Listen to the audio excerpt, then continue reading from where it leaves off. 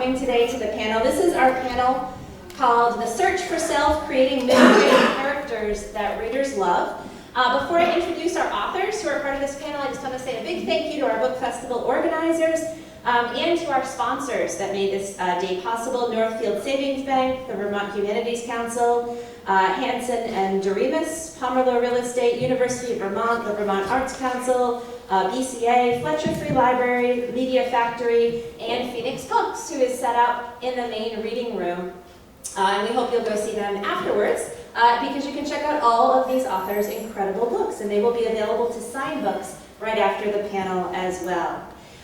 So I'm actually going to let our folks introduce themselves, because we're always the best people to talk about our own work, but I do want to tell you how very excited I am as a local author to have colleagues from not just Vermont, but all over the Northeast and the country, really, who have come to Burlington to join us today, because this is such a great community of readers. And I'm just so grateful that you all are here. I'm so honored and so excited for you all to meet my friends, because they're pretty amazing people and amazing writers. So we have Lisa Stringfellow, Joseph Bruchac, Hena, Chris Tebbetts, Susan Tan, and Kyle Lukoff, all of whom are amazing middle grade authors. And they write other things as well, many of them. They'll talk a little bit about that, but I'm going to let them introduce themselves. They're going to talk a little bit about some of their most recent books. We're going to have a little bit of conversation about developing characters for novels. Any writers in the audience? Yeah, that's what I was hoping for. We're going to talk about character development and how they do what they do, these amazing authors.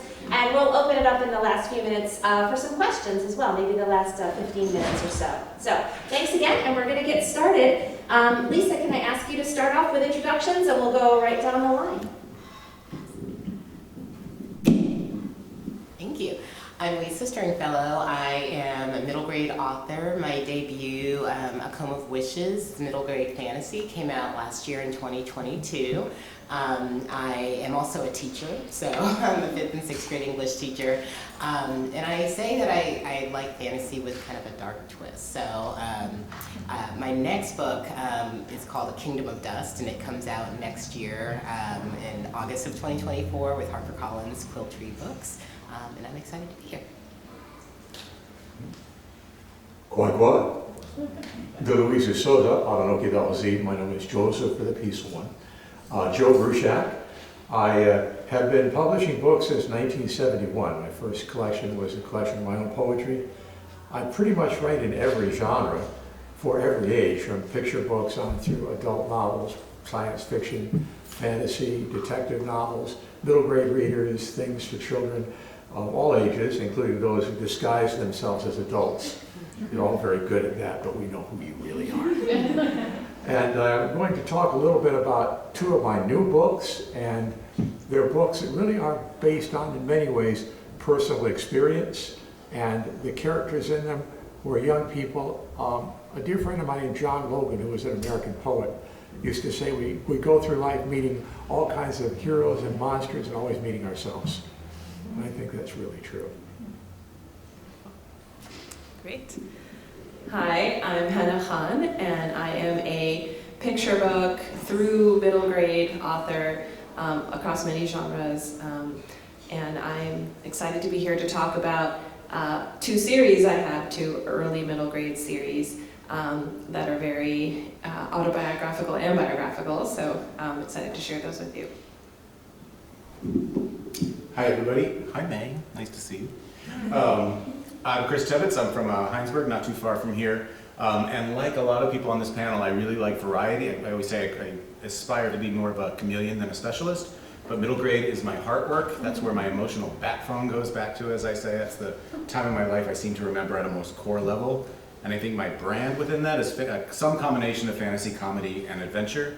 Yeah, I guess that's it.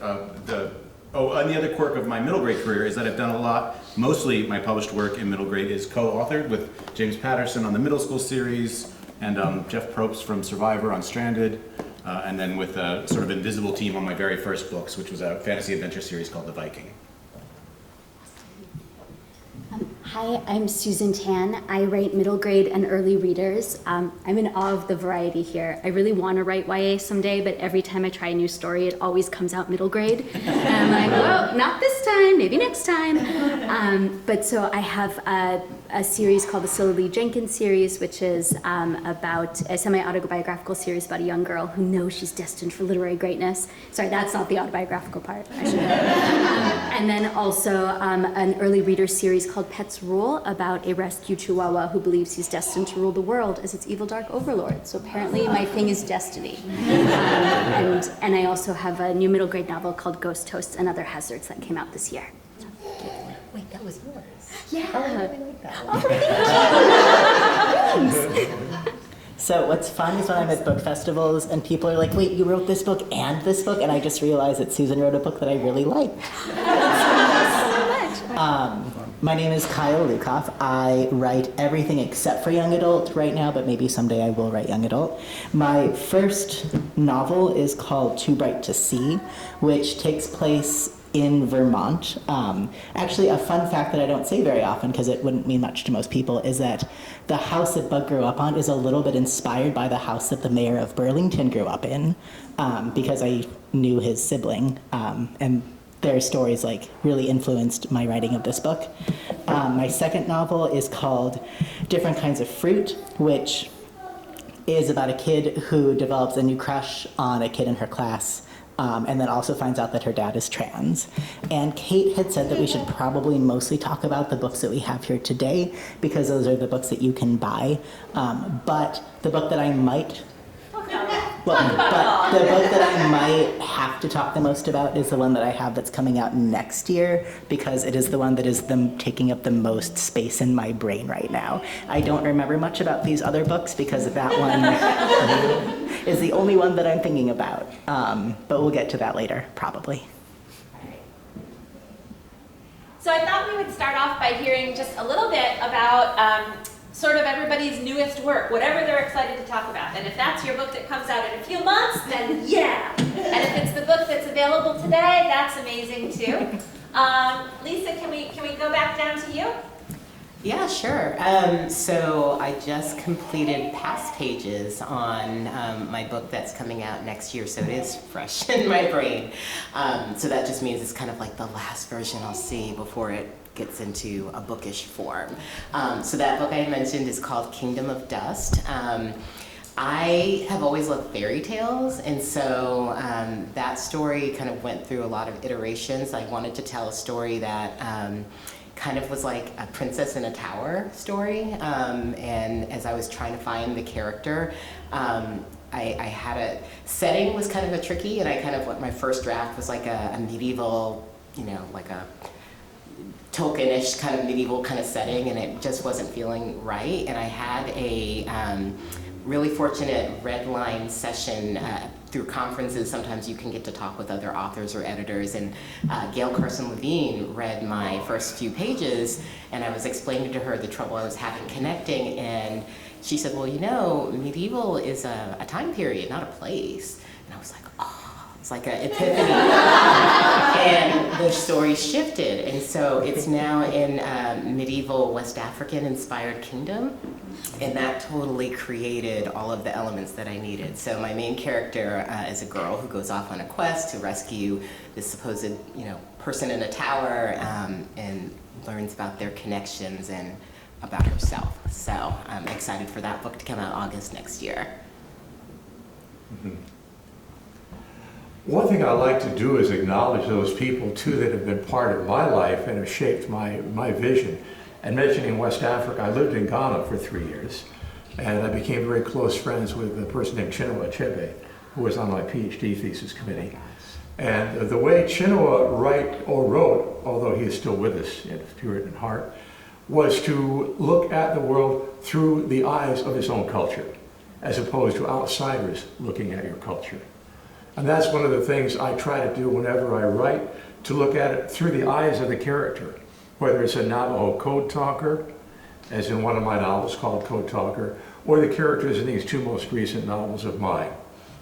This one called Red's Dogs, I did not write. I dictated it. Every morning during the pandemic, I would walk with my dog, and I always wrote something as I walked along, dictating it into the phone. And this novel literally came to me while I was walking. It's about a little girl, not little girl, middle grade girl, who is stuck with her grandparents in one of our reservations or reserves in the Northeast because of the pandemic. And her parents are in Boston, and she's there with her grandmother and grandfather. And because of that extended period together, they really begin to share things that she might not otherwise have heard. And it's called Res Dogs because a dog comes and adopts them. The dog is sort of at the center of the story. And also, it is written as a verse novel with short lines. I like the idea that, of course, Kwame Alexander is very well known for writing verse novels. And this, I think I probably owe something to Kwame, his inspiration. But I'll just read the first few lines, you can get an idea what's happening. Molly-Ann's my main character. When Molly-Ann woke up and looked out her window, the dog was there, just as she had dreamed it would be. It was lying on the driveway, halfway between their small house and the road. It wasn't sleeping. Its head was up, its ears erect, its paws in front of it, as if on guard. As Molly-Ann watched, the dog turned its head to look right at her, as if it knew her, as if it had known her for a long, long time. Balsam, she said. Quite quite, ni donc pas. Hello, my friend. The big dog nodded and then turned back to continue watching the road. Balsam, that was the old word for a wolf. It was a good one for that dog. It was big as a wolf. It looked like the videos of wolves she'd watched on her phone. The only things different about it were the white spots over each of its eyes. Four-eyed dog, a soft voice said from back over her shoulder. It was Grandma Frances. Molly-Ann had not heard her come up behind. She was used to that. Both her parents could walk so softly, she never knew they were there until they spoke. So that is a novel that literally in many ways wrote itself within the context of that time period. And I should say too that a couple of years before that I'd been honored by the Maliseet and Mi'kmaq Nations of New Brunswick by being invited to come to all of their schools. And visiting those schools, there's a remnant of those schools in the school that she describes, where she's now visiting just by way of her phone or her iPad. It's a very modern story. This one is not a modern story. It's called Peacemaker. It takes place perhaps 1,000 years ago, when the 5 warring nations of the Haudenosaunee or Iroquois were visited by a person called the Peacemaker, who brought them together in a great league of peace.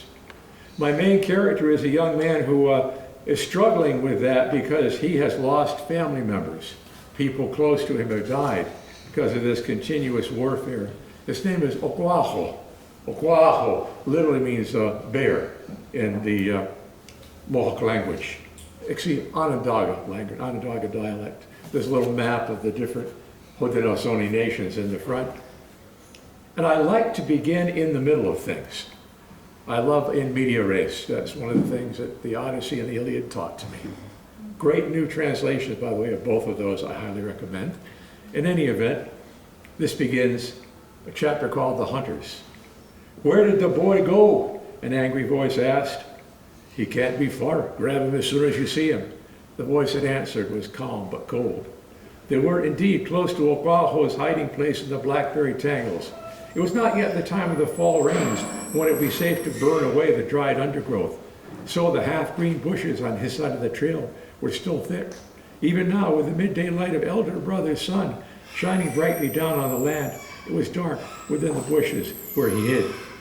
He began to sing, not out loud, but in his mind. Songs have power. His uncle at the edge of the sky had taught him that, praised him for his singing. You will not see me. You will not see me. You will pass on by. You will pass on by. By the way, within that one page, there's so much of Haudenosaunee culture.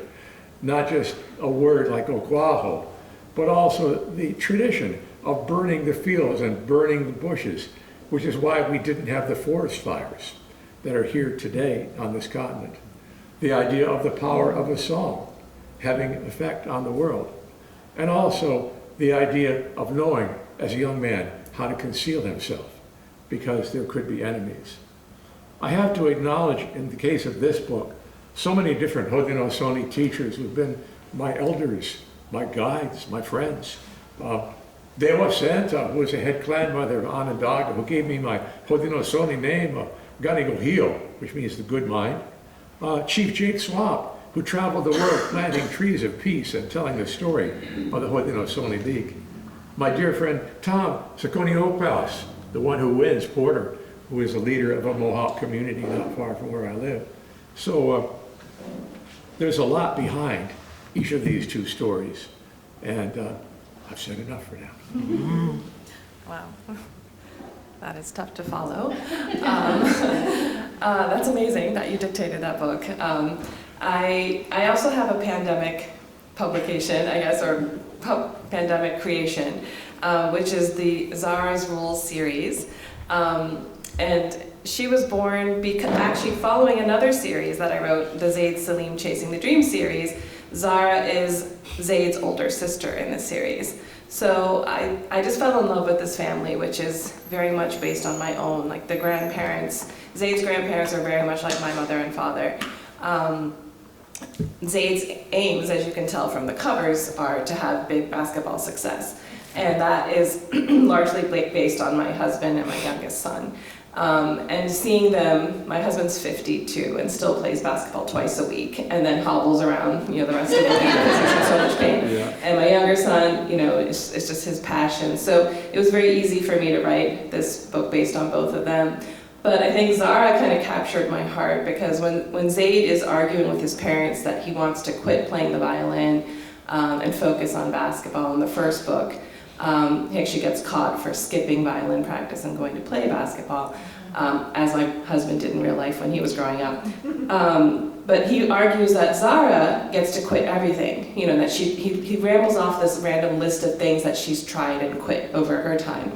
And I just love the idea of a serial quitter as a main character, because so often we see kids with like this singular passion, and I write those too.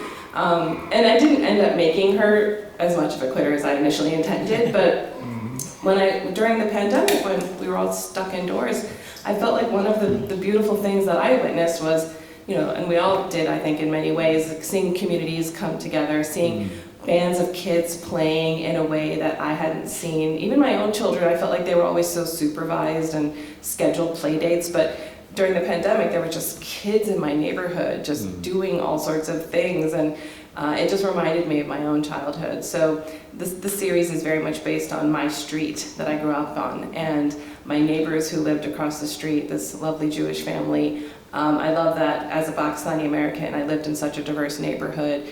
I still live very close to my childhood home outside Washington, D.C. in Maryland. And actually, weirdly, the neighbor who I write about, Michael, who's named Michael, is here in Burlington this weekend for Parents' Weekend for his daughter's, school. She goes to University of Vermont, so it's kind of crazy. We're going to probably see each other soon. But it was just so fun to go back and mine my childhood memories and create this very play-focused series that's inspired a lot by Ramona Quimby. Any Ramona Quimby fans out there? Like, I adored those stories growing up, but I just wanted to capture that feeling of, play and antics and wanting, as a reader, to be part of the fun, because that's what I loved so much about those books. So I'm hoping that readers will connect the same way, and it was just really fun to go back and play with characters I'd already met, and be able to explore the themes that I wanted to in more detail, and the grandparents and so on. So it's very extended family focused as well as neighborhood focused. But yeah, looking forward to talking more. So it's just interesting to hear you say that. I have two things in front of me right now. A book coming out in March, Greek mythology, fantasy, time travel adventure thing with Jim Patterson again. And then my forever unfinished middle grade manuscript that so many of us have for 15 years on our hard drive. But if Ramona didn't exist, this character I'm writing right now wouldn't exist as well. It's really a statement to the power. If the topic is characters today, it's really a statement of the power of characters. I always say that Harriet Welsh turned me into a writer. She's the reason I started keeping a journal in 4th grade. But the piece that's in front of me right now, or the one that's coming out in March, I guess is my pandemic book. the lesson for me vis-a-vis character on that one was I spent years working on the middle school series with Jim and creating this character with him and writing, I think I wrote 8 books, so I really lived with this character and with his voice for a very long time. And as I was working on the new thing, it's an 11-year-old character. I mean, there's some similar elements. His mom works at a diner. I don't know why Jim wanted another mom working at another diner, but that's okay. In terms of the voice, it's really when as somebody who is as plot-driven as I am as a writer, it's really when I settle into the voice that I generally start to find my momentum and my confidence. And the voice this guy's Rafe in this book, and the new character is Nick. And Nick just sounded a whole lot like Rafe over and over and over again. And the lesson that happened for me was an unexpected one, which was I eventually just said, okay, on the one hand, we repeat ourselves, and on the other hand, we have core material. We have core types of characters that we like to write. Mm-hmm. And so I gave myself permission to just let him be as much like Rafe as he wanted to be, which, interestingly, this is the way the universe works. And yes, he is a bit like Rafe. The voice is similar, but that's when I started to carve out the distinctions, when I stopped worrying about needing for that to happen, mm-hmm. and that's when I started to find the character. So that's a lesson I'm going to carry forward into my future projects and my future characters.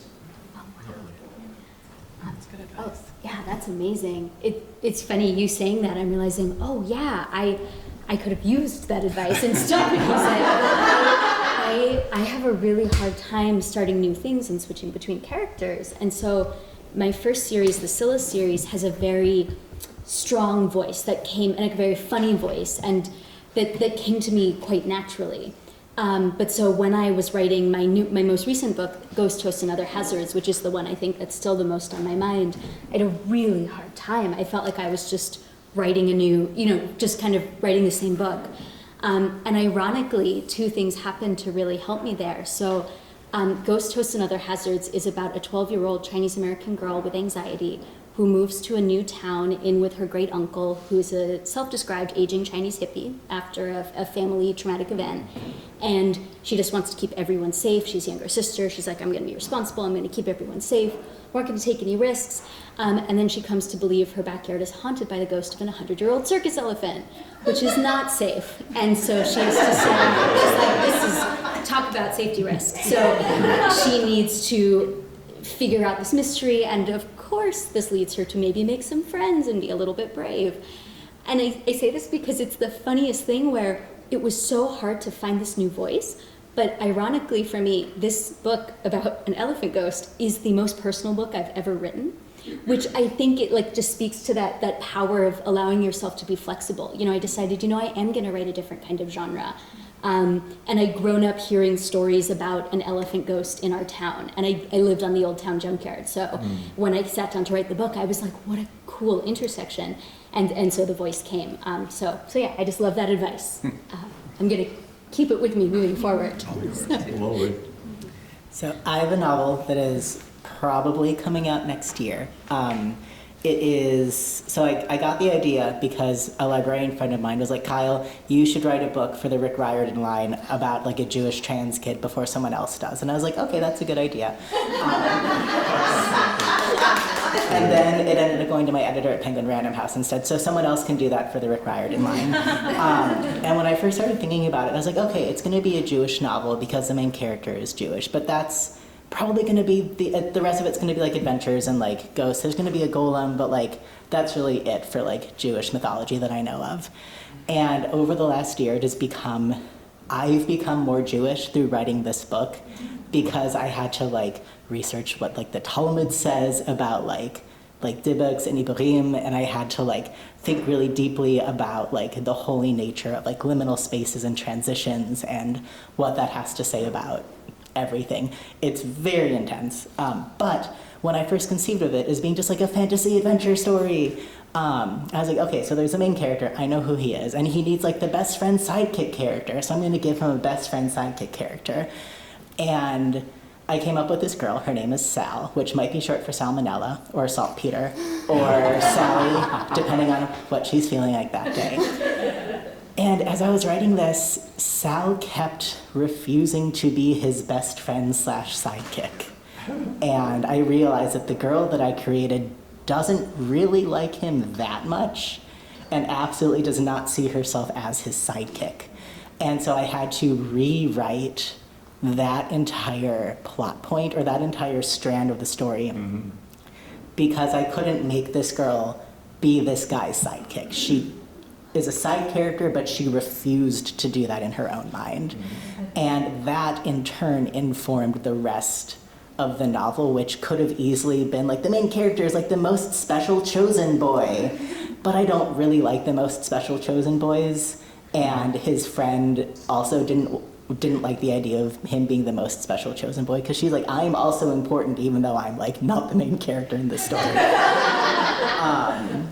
And it took a lot for me to realize, it took a lot of work to stop these characters from becoming the devices that I wanted them to be to tell the story that I initially set out to tell, and to make them entire human beings who would respond the way they would respond outside of the rules of what I thought this novel is going to turn into. It's almost done. Oh, God. Yes. So I just got so into this that I forgot I was moderating. So bear with me. And I was like, wow, the character thing. I love hearing how other authors write their characters. We have about 15 minutes left, and I don't want to take your question time away. So I have lots of questions, but I'll get to see these people again, and you may not. So does anybody have a question, something you're wondering about? Yes.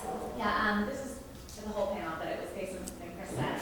My thought was, you talked about voice, right? And you're all grown-ups. And while you may have kids and are around kids, like, how do you find that middle grade voice without sounding too adult in your writing?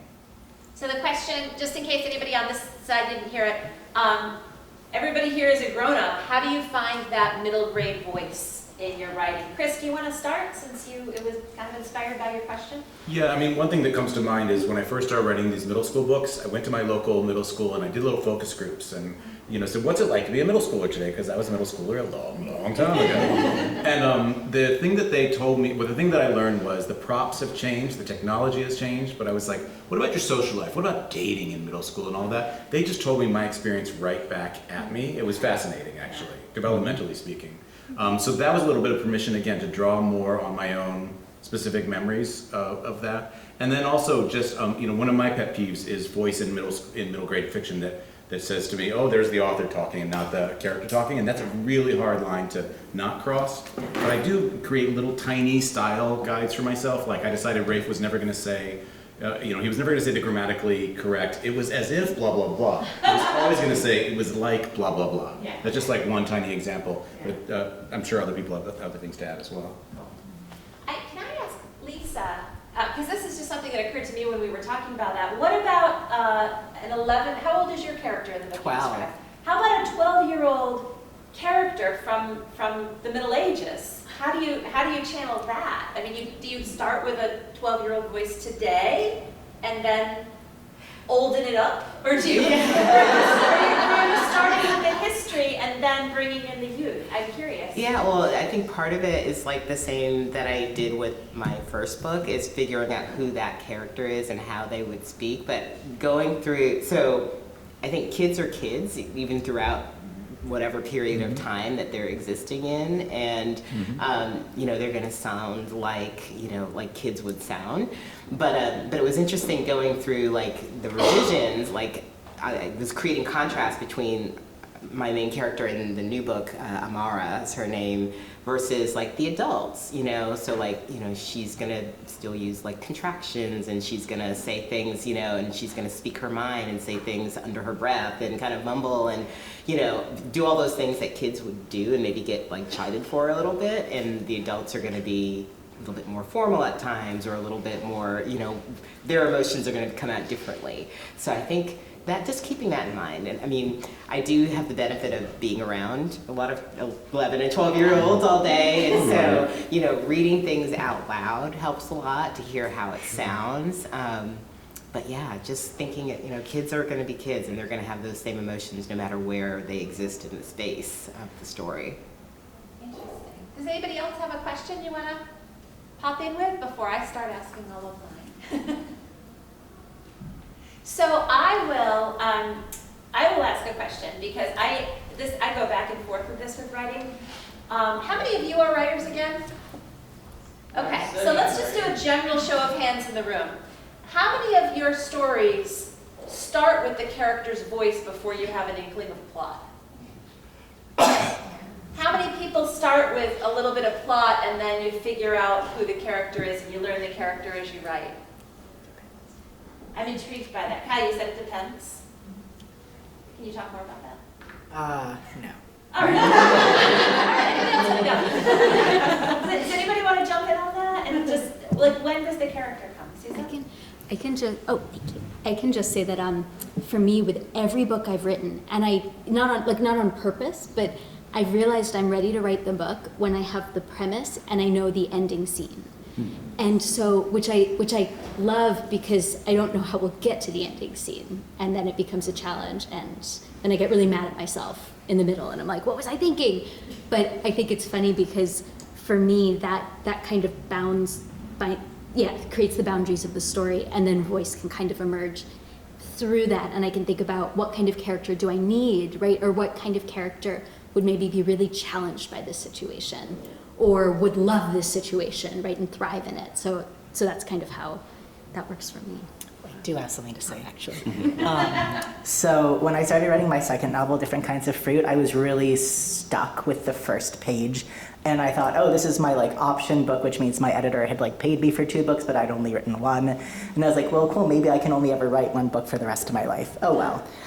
And I was trying third person, and I was trying to just sort of say what was happening. And then this is embarrassing, but it is true. I was writing something funny on Facebook back when I was on Facebook a lot. And I have this voice that I use there that's really long run-on sentences that's also kind of flat affect, which is really fun. And I thought, man, I wish I could write an entire novel just using this voice. And I was like, wait, I have to write another novel. Let me try that. So I took the opening scene and I rewrote it as if I was telling that story in that voice. And it came out as, okay, I know that the sunset is majestic and timeless and awe-inspiring and everything, but also there was some ice cream dripping onto my hand, and it was extremely important that I tend to that at once. And once I got that first sentence, I was like, oh, I know this girl. She's kind of weird, but I like her.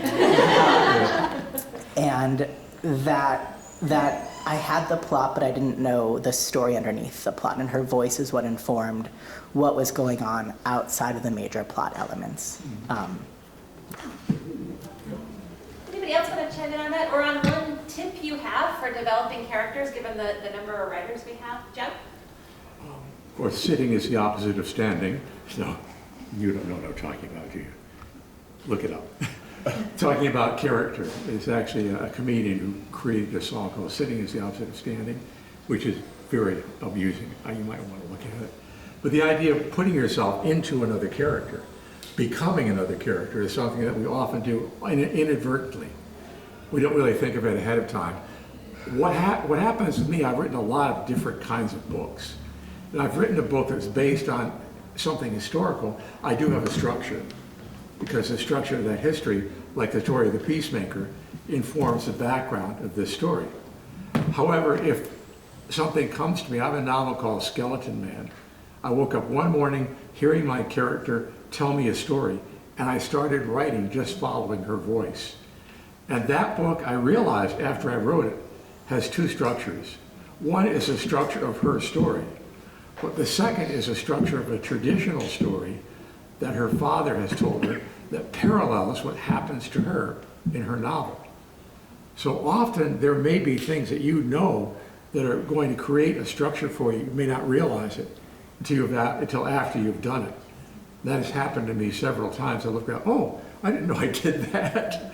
And then I may go back and make it work even better and recognize that my character has more to say than I am trying to make that character say, or go in a certain direction I may not be thinking that they're going to go, giving them the opportunity to grow and change. There was a novel called The French Lieutenant's Woman by John Fowles. It was made into a movie. And in the novel, when chapter 13 comes, he says, and I'm paraphrasing, my character, I don't know where she's going, what she's doing, I'm just going to follow her from here on in. And that can happen to us as authors. I really believe in that. I love that. I'm just going to add, I used to not believe that. And when I would listen to authors talk, and it's so great to hear all of your different takes, But when I used to hear authors talk about like, oh, well, my character wasn't behaving, or, you know, my character didn't want this to happen, I was like, yeah, right. You know, like, your character just took over. I was like, no, you can make me do whatever you want. Yeah. And I was like, that just sounds so, like, I don't know, like, pretentious almost, like, oh, my character just took over and then it just flowed from me. I was like, it's not that easy. I struggle over every page.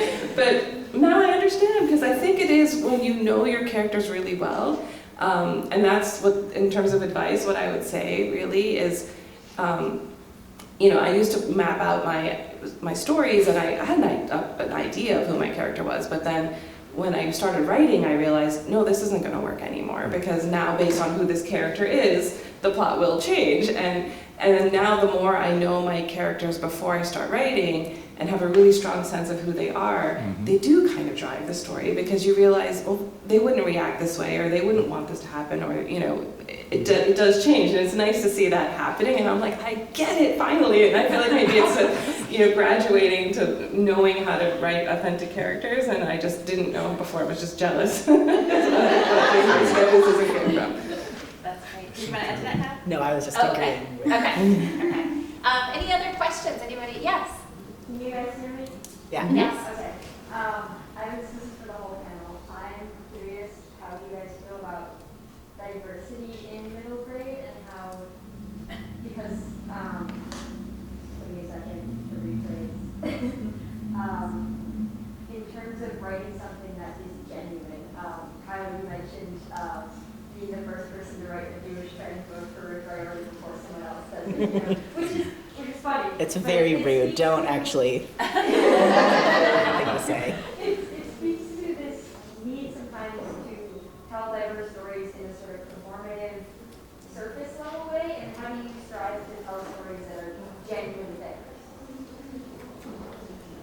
I can start with that. I mean, I don't think of it that way. I think about, you know, as a kid who loved to read, what are the places on the bookshelf that were missing when I was a kid, and what are the stories I feel like maybe I could fill in that another child could find those stories. So my book, A Comb of Wishes, is a kind of a Caribbean folktale inspired story. You know, the family in the book is based a lot on like my family growing up. I didn't grow up on an island in the Caribbean, but my family is from, you know, Barbados, and so like, you know, our family, you know, was full of music and laughter and food and all of these things that I didn't necessarily see, you know, when I was a kid reading A Wrinkle in Time, The Chronicles of Narnia, and all of those wonderful books. You know, I didn't see a character that looked like me or that I connected to the same way. So that kind of is like a little bit of the inspiration. And I think in thinking about the book that I'm just completing working on, the same thing. You know, I love fairy tale, I love Rapunzel stories, I love all of these things that I would just devour as a kid, you know. But where's a book that maybe that character going on a journey, you know, is one that I could connect to a little bit more. So I feel like that's kind of the starting place maybe for some of us is, you know, what were the stories that were missing that we could fill in a gap. If I could just say really quickly, when I grew up, there were really no novels or stories about Native people that were not stereotyped. It was stereotyping. It was either the noble savage or the savage redskin. Take your pick. And that was pretty much what was there.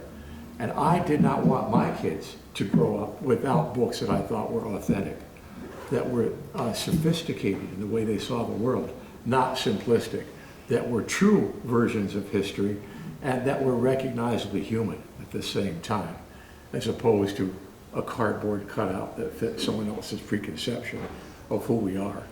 And a lot of my African-American friends tell me the same thing. They had that inspiration.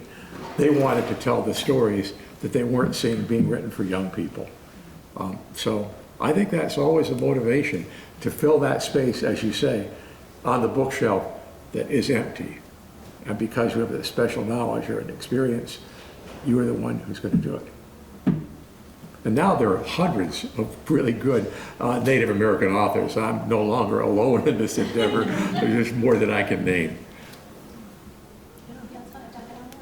I think the thing that I, you know, writing diverse books, I mean, the rubric in my mind is like we want to make sure that we are seeing books by, for, and about historically marginalized characters and people, and those are overlapping categories. So there's lots of ways of answering May's question, and I think what I myself brought to the table on this front was for me, the so-called incidentally queer character, the character whose pain, whose sexuality was not the problem of the novel. That was a little bit vanguard back when I did my first YA in 2006. I did another one in 2019, same idea. This character's coming out work was done before page 1. At that point, there were lots and lots and lots of books like that. And I feel like we're seeing in publishing, I feel like one wave of movement is away from the pain, so-called pain narrative, not to take those off the shelf, but to diversify within each category on the shelf so that we're also seeing characters whose pain is irrelevant to their adventure or not the centerpiece. Yeah, I was one of the judges last year for the National Book Awards for Children's Literature, read over 350 books, and there were so many great stories where the characters wasn't about their coming out, they just happened to be gay. And they were human beings, they weren't some anomaly. So I totally agree with you there. Things have changed for the best in many ways. And just, if you could all hold up your books, like hold up your books. You know, we are seeing so much, so many more stories than we used to, and it's such a gift. And we need to be fighting for those stories. I was also here yesterday for a panel about attempts at book banning. And we need everybody to step up because those stories are sometimes being targeted. And there's an attempt, always. But there's an attempt to take those stories away from kids, and we need to fight for them. So, friends, we are out of time. Thank you so much. I want to let you know that, hold up those books one more time. All of our authors' books are out in the bookstore that Phoenix is running. Folks will be happy to sign for you after. And they will be out, and if you have additional questions or just want to visit or tell them how awesome they are, you can do that up there too. So thanks again for joining us.